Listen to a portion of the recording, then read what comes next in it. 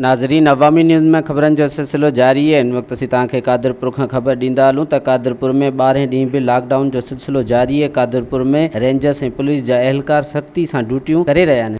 जीअं त कादरपुर खे अॼु मुंहिंजे ख़्याल में 16 ॾींहं आहे लॉकडाउन जे हवाले सां ॾिसो था शहर बिल्कुलु मुकमल बंदि लॻो पियो आहे। खाइण पीअण लाइ बुख बहाली जी माण्हू बुख ते गुज़ारनि था। घरनि में माण्हू बीमार थी पिया आहिनि। एमरजेंसी एॾी लॻल आहे जेको घर खां मजबूरी तहत बि ॿाहिरि नथो निकिरे, गवर्नमेंट हितां जी नथी छॾे। लेकिन सिंध जे वज़ीर आला मुराद अली शाह साईं ऐलान कयो आहे त सिंध जा माण्हू घरनि ते मातूद रहनि, असां उनखे राशन पहुचाईंदासीं। पर अॼु 15 ॾींहं कंहिंखे बि हिते राशन मिलियो आहे? ॿुधायो। जंहिंखे बि राशन मिलियो आहे मनपसंदि माण्हुनि खे, वॾेरनि खे मिलियो आहे। उहे जेके पहिरें अमीर हुया उन्हनि अमीरनि खे मिलियो आहे, लेकिन ग़रीब कंहिं मुस्तहिक अनमाल ताईं राशन कुझु बि न मिलियो आहे। वधीक ख़बरनि ऐं तफ़सील जे लाइ विज़िट कयो असांजी वेबसाइट awamiNewsHD.com ऐं ॾिसंदा रहो अवामी न्यूज़ HD।